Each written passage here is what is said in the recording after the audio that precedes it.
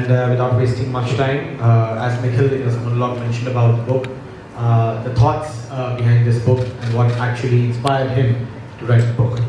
My first question to you, Nikhil, that COVID-19 has naturally changed the way we all live. You know, be it personal, be it professional. Into the lockdown, what was the first, the actual triggering point that made you realize that you need to pen down your thoughts? So I remember the first Zoom call I was invited to, right? And we were about 8 of us on that call, and there were all 8 men on the call. And the first thing which jumped out to me was that, we were talking about gender equality for the longest time, right? I mean, India's women employment rate is 20%, perhaps one of the lowest in the world, and if you can double it to 40%, that's $1 trillion to the economy of the country. And I felt like this was an opportunity for the first time that there are no barriers to entry now, because in the past when we were including women in our workforce, whether it's related to a commute issue, whether it's related to their geographical location, why are we only seeing men on these Zoom calls? And there's a research done that 90% of all Zoom calls are all men, or whatever video platform you use, right? So it started triggering ideas that it's a very big inflection point for us now to change perhaps the course of business and inclusiveness. And that was my first starting point, and then of course there were many more after that. Sure. Now, one thing that the pandemic has done with regards to work culture is that bringing the acronym which started, WFH, work from home, and it's nowadays more than work from home, it's work from anywhere also. People are traveling and they're working.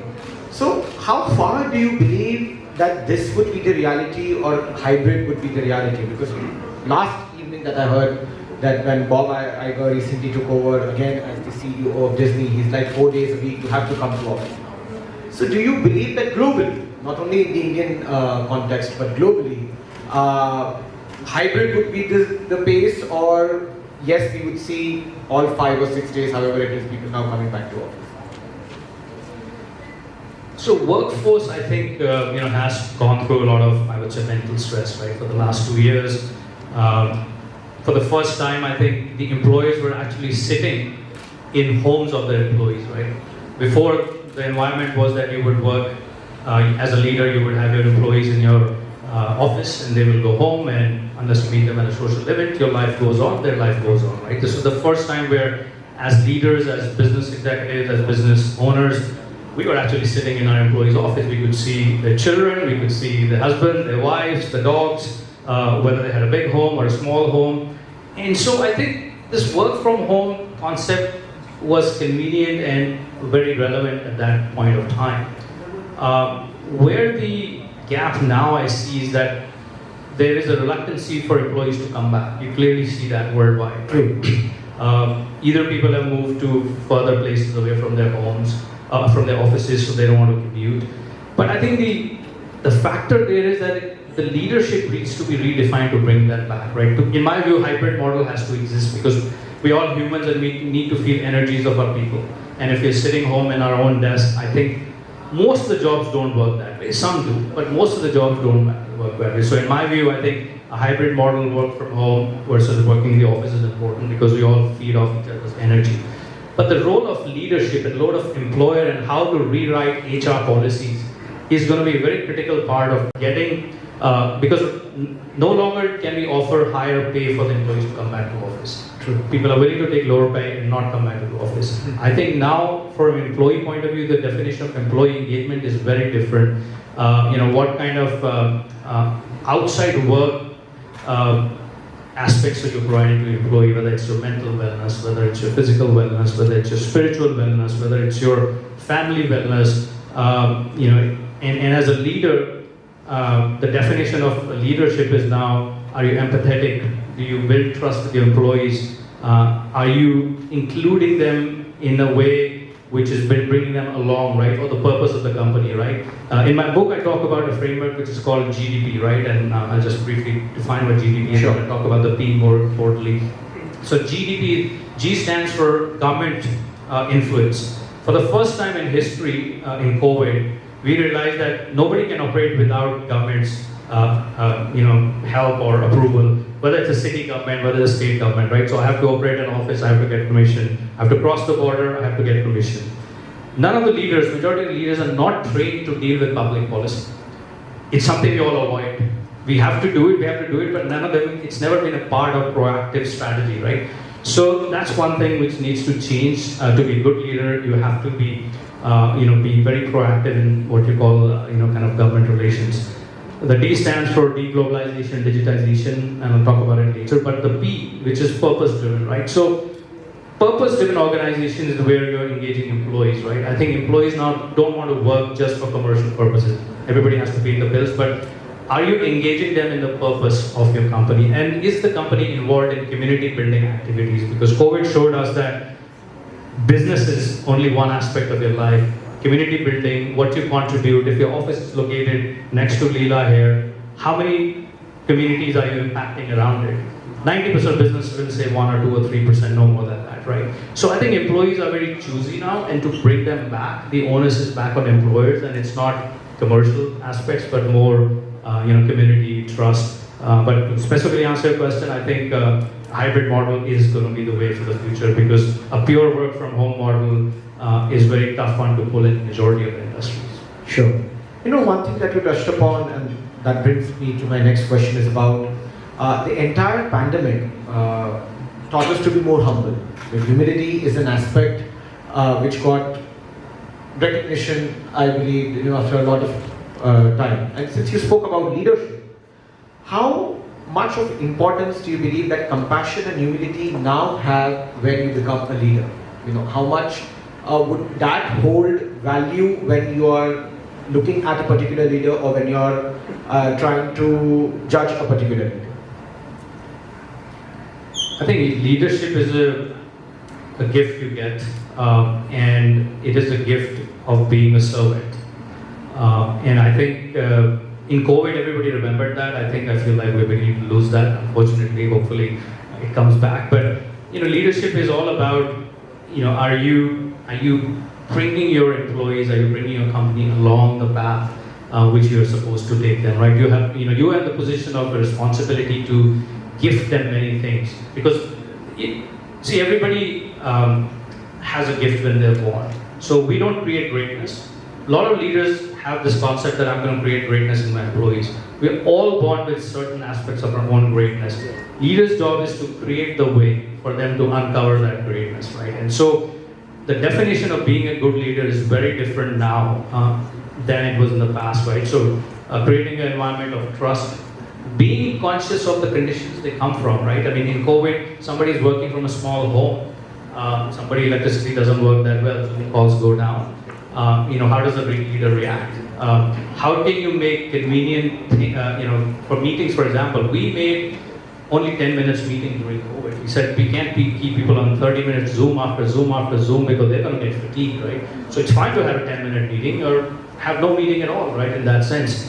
And I come back to this mental wellness aspect, and I know it's talked about a lot, but my view is 90% of the companies have very little rethinking being done on, mental wellness, not giving them an access to an app that do meditation, or it's not an access to do an app in yoga, right? It is day in, day out, because everybody is some form of structure, either struggling for him or a caregiver, right? And so how does HR treat their employees in terms of non-work things? And I think a leader is now also an HR leader.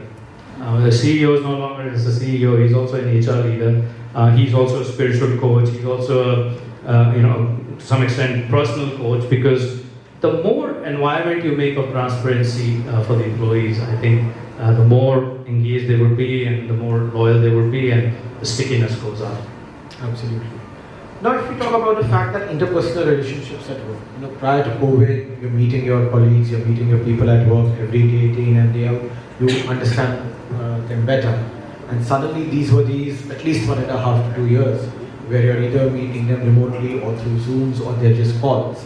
Now, when you set in, let's say, to a complete back to office model, or let's say even a hybrid model, 3-2 or 4-1 or however it is, how will it influence the interpersonal relationship at work. Because when you're working together, let's say a team is working together, a department is working together, the success of a particular task also depends a lot on that. Which was there earlier, like, because I was meeting my colleague like 14 to 16 hours day in and day out. But suddenly that's gone. And now it's coming back. After nearly 730 days. So how will that influence? Firstly, there has to be a reboarding process. It's almost like you're starting again back to life. I've been to my office a few times and it actually feels very funny. I'm the only one in the office because we still are, in that sense, volunteer to office. But you feel like something is missing. Every day going to the office, I feel like, okay, there's a vacuum here, and I can't pinpoint what the vacuum is.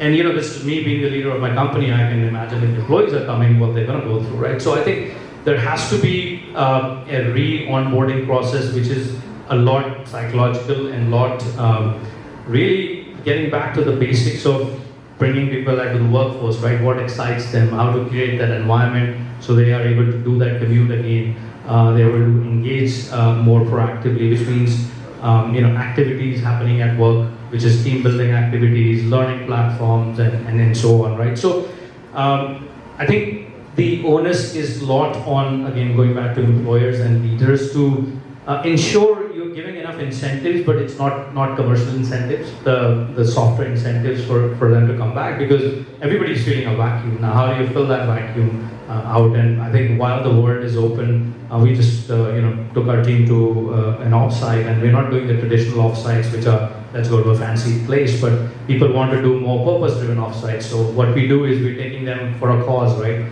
We're supporting a particular cause for not-profit, have them volunteer physically, not money-wise, right? And that's where people are engaging to say, yeah, it brings back that good memories of, anytime you're doing contributing back to community, it brings back good memories. So I think these are not rocket science things, but employer normally prioritizes this is very low, like, okay, I support this NGO, contribute the money. No, I support the NGO, let's go together and do something together, build a house, feed some people, or give volunteer time for education. And I tell you, that goes a long way in bringing back the workforce, engaging them, and really staying true to what you want them to do for a company. Sure. Now, another important aspect that people learned over these 2 years is that life is uncertain. Naturally, everything is uncertain, because what people took for granted, as you mentioned, that entitlement, changed to humility. Now, what people took for granted, they have now understand that they cannot take anything for granted, even the next second or the next month, or so on and so forth. So succession planning is an important aspect that got enriched. I mean, at a very HNI level or at a very macro level with the top 10 industrial houses, they do have it in place. They have people to do have it in place. But MSMEs are the backbone of our economy. The real SMEs or the MSMEs, which never thought about that, and now they are coming into the stream to talk about succession planning. Your thoughts on this? Yes. So I think before we get to succession planning, I think there's one trend which you'll see in the workforce is freelancing. We'll see a lot of people don't want to be full-time employees anymore, but they want to freelance, because that's a profession. By working from home, people have realized I want flexibility, I want freedom, I want more variety of work. So I think succession planning will be very difficult more than in the past, because a lot of employees are going to more freelancing. But going to a question on succession planning, I think the traditional approach of succession planning was very hierarchical, right? That okay, the person has this designation, the next person becomes this designation, and so on. I think now experience matters less, but what matters is your agility. So when you're building profiles of good succession planners, right? I think subject matter expertise they can learn, but are they agile? Are they like one of the things in COVID which came out was we all used to talk about data driven, but what COVID did was 1 week previous data was useless. The most relevant data was yesterday's data, right? So that's where like the mindset of the employers you're trying to build a succession planning becomes very important. Are they agile? Are they thinking on the feet? Are they comfortable with ambiguity, right? Are they having the traits of building trust and so on? So I don't know if specifically COVID has changed the succession planning paradigm so much, but it certainly has changed how employers look at their employees for growth. And which is, succession planning is a byproduct of the growth, right? So providing them more tools to become better leaders, right? Sensitizing them to what it takes to leadership, like I talked about, right? Government partnerships, trust, building the character, building, how you're engaging your team, taking them along, and so on. Sure. Now the economy, the global economy, not just the Indian context, but the global economy, has been battered because of the COVID-19 and the subsequent lockdowns that were caused because of it. We also saw in the Indian context how there are people who are saying there's a V-shaped recovery, now they are saying there's a K-shaped recovery. I mean, that's happening all over the world. When do you actually see, on paper we do find that, okay, yeah, this sector is back to pre-COVID, that sector is back to pre-COVID, but there are certain sectors which have lost their sheen, so to say. And a lot of places where the consumer behavior has changed, the entire paradigm has shifted. So do you believe that this has given rise to a new economy, or we cannot just now imagine that each and every sector will have their pre-COVID levels come back? Now they will change, or the outlook towards that will change. I think some sectors won't come back and new sectors will emerge. Example being healthcare, right? We never were ever comfortable talking to a doctor on a video call before. Half of us do it now because it's more convenient and at least we have that trust, right? So there is going to be a lot of innovation and development in healthcare sector because it's going to be continually a part of this COVID world and it keeps coming back and forth, right?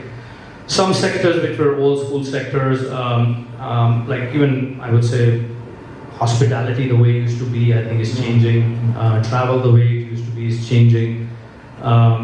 Some of the small business you mentioned, right? I think some of the kind of, I would say, because online deliveries have increased, physical deliveries are seeing a different trend. Though it's coming back a bit, but people are more comfortable now to say, okay, I'm just going to order online. I don't need to go to a grocery shop and stand in line and so on, right? So there'll be clearly an emergence of some of the new sectors in a new way, right? And online and digitization is a big part of it.